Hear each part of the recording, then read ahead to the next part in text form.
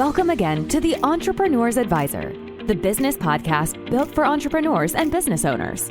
Join your host, Chip Schweiger, and his guests as they talk about proven strategies that can help you level up your company to go from 7 figures to 8 and from 8 figures to 9. If you're a business owner, investor, or industry insider looking for actionable tips to make more money, improve profits, and increase the value of your business, you're in the right place. And now, once again, your host, Chip Schweiger.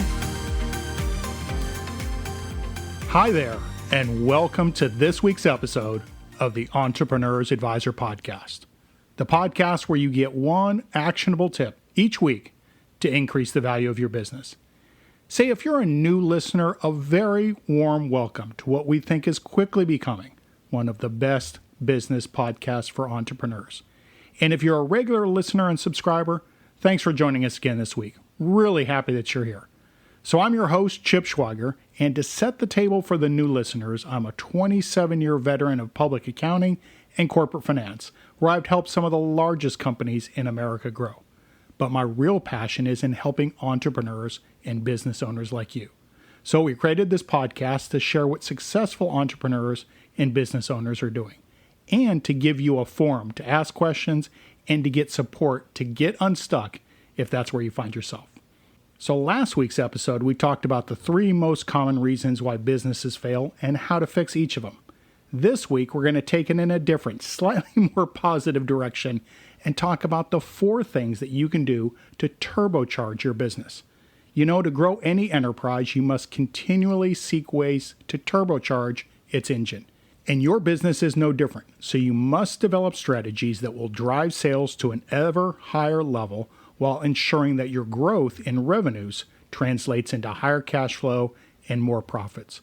And we've talked before about more sales, but also having them be profitable sales. So our first tip to turbocharge your business is to make more sales. The first and perhaps most obvious way to increase revenues is simply to make more sales.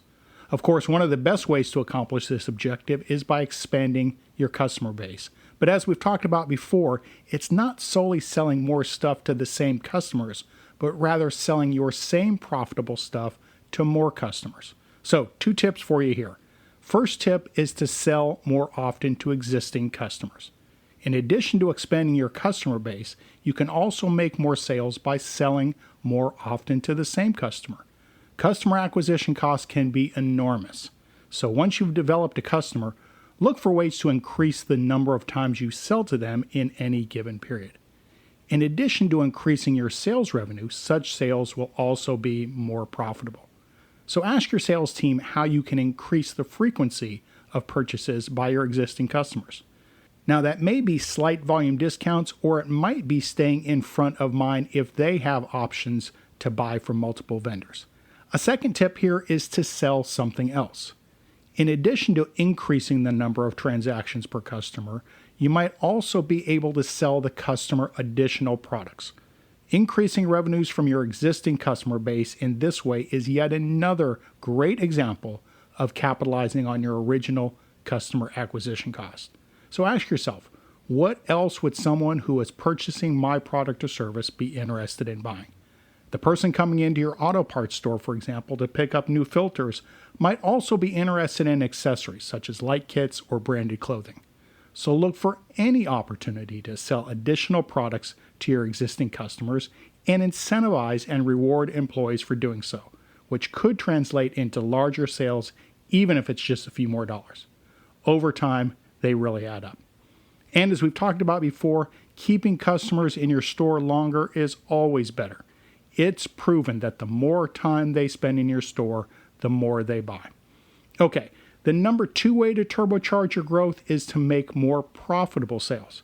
Now, so far we've covered ways to increase gross sales revenues, but what is of paramount importance to any business is cash flow and profits. In addition to achieving this end by increasing gross sales revenues, you can reach the same goal by improving sales margins. That is, by increasing your net sales. Examine the profitability of each of your customers. You may find that it varies enormously. Some have a record of returning products more frequently, and the size of the average purchase of each customer will vary. So too will some customers purchase more expensive products than others. Each of these variables affects the profitability of each sale and also determine the profitability of each product. If you're offering more than one product, you'll find that some are more profitable than others. Perhaps they have higher margin based on current pricing, or maybe they're slower to turn over and eat up capital in carrying them as inventory. You can significantly increase the profitability of each sale by focusing on the sale of your most profitable products. Do you know the profitability of your individual customers and products? This information can be a key to increasing your net revenues moving forward. And one of the best ways to do this is to capture that information. Every business has some sort of point of sale system. Don't just use that information because you have to or because you want to populate it into your accounting package. Rather, use those analytics to determine what are the most profitable products or services and focus on selling more of those. We've already mentioned that an important consideration in gauging the financial health and future prospects for any business is the cost of customer acquisition. Do you know yours? Examine your sales processes. Do you sell directly or do you sell through independent distributors? If you pay commissions, are your commission rates optimal? That is, are they high enough to attract good salespeople and still low enough to be practical? Do you support your sales force or your independent contractors with excellent marketing collateral such as brochures, catalogs, and the like? What about your marketing costs? Do you maximize the return on your advertising and promotion expenditures? Do you have systems in place to accurately track your selling costs? If not, you may be enjoying strong growth in your gross sales revenue, but not optimizing the profitability of each sale. So I guess what I'm saying is continually seek ways to increase your revenues, both gross and net. Remember, in a highly competitive environment in which we operate today, there is no such thing as standing still or maintaining the status quo. You're always moving. The only question is, are you moving forward or backward? The prime determinant of your direction will be your ability to grow revenues and profits, and capture and understand that data is the first step in doing so. Okay, the number 3 way to turbocharge things is to make customer satisfaction your top priority. Customers are the lifeblood of any business.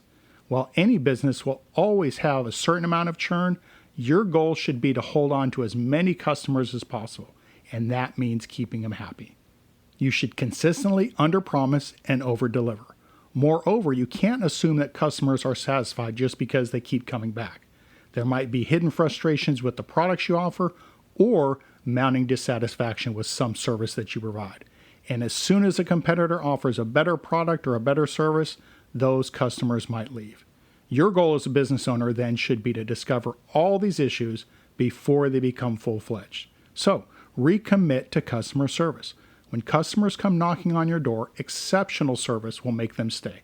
And with money to spend, every new customer should feel like they're your only customer.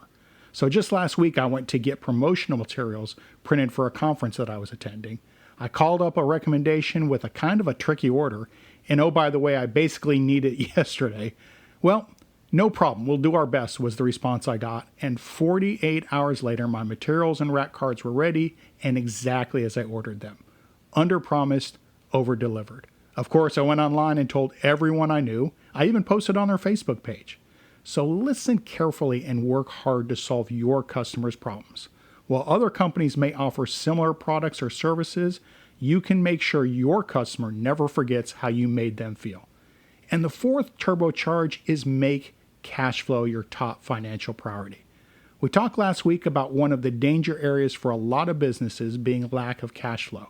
Well, the turbocharge, not surprisingly, is also related to cash. Now, the conventional wisdom is that growing sales is the most important factor in growing a business. The reality, though, is that there's a financial metric even more important to the long-term health of your business, and that's cash flow. Cash is what keeps the lights on at night, and cash is what pays employee salaries. If your business has a cash flow squeeze, it could have severe implications for your business. For example, what happens if your customers take 60 days to pay and your bills are due in 30 days? That sets up a potential cash flow squeeze as you struggle to find new sources of cash while waiting for customers to pay. Or what happens if you used all of your free cash flow to purchase new inventory that nobody wants to buy? that might lead you to a severe liquidity problem. You don't want to be that business with a giant sign in the window that reads, "Going out of business, everything must go." So look after your cash and hoard it like it's gold because, well, it is. So there you have it. At least 4 ways to turbocharge your business. And you know what? They really work. And if you don't believe me, just commit to doing all of these for 6 months. Just 6 months. And then track the before and after. And I think you'll be pleasantly surprised at the results. Okay, and if you want to learn more about any of the tips and tricks of creating a valuable business, whether it's this episode or any of the past ones, just drop us a note at vistiumgrowth.com/podcast, or you can send me an email at chip@vistiumgrowth.com and we'll help you get unstuck. And also one last reminder, we're on Facebook, we're on Instagram, and we're on Twitter. And all of them are at Vistium Growth. So let's connect. And with that, we're done for this week. Hope you'll join us again next week. And until then, we'll see you. You've been listening to The Entrepreneur's Advisor, the podcast for entrepreneurs, business owners, and investors. If you've enjoyed today's episode, please subscribe to this podcast. It's easy to do so by clicking on that subscribe button or follow button. And you can also visit us on the web at www.vistiumgrowth.com/podcast. That's VISTIUM growth.com. We'll catch you in the next episode. And thanks again for listening to the Entrepreneur's Advisor podcast.